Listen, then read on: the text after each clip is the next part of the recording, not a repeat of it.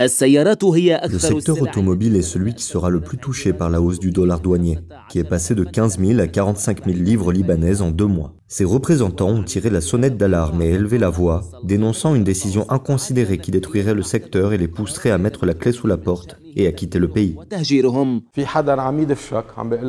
C'est comme si quelqu'un nous poussait à partir et à établir nos affaires à l'étranger. C'est comme s'ils ne veulent plus de nous ici.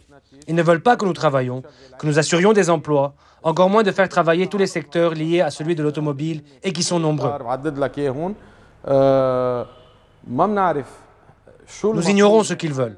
Nous avons vraiment hâte de découvrir le fin mot de ce feuilleton que je baptiserai le départ forcé.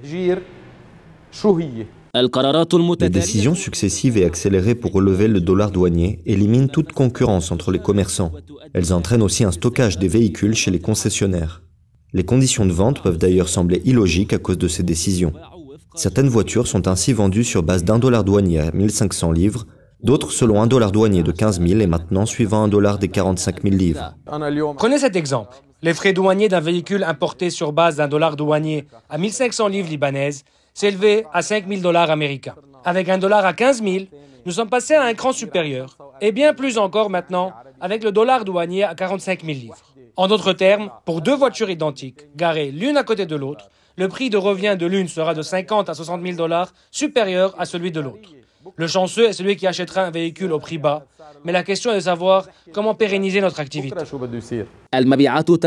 Selon les spécialistes du secteur, les ventes ont baissé de 80% depuis que le dollar douanier est passé à 15 000 livres libanaises, parce que les Libanais n'arrivent plus à faire face à ces augmentations. Le prix d'un véhicule qui coûtait 30 000 $ sera de 40 000 $, et celui qui était vendu à 100 000 le sera à 120 000 $. La différence sera forcément de 10 à 25%. Et il n'y a pas que cela.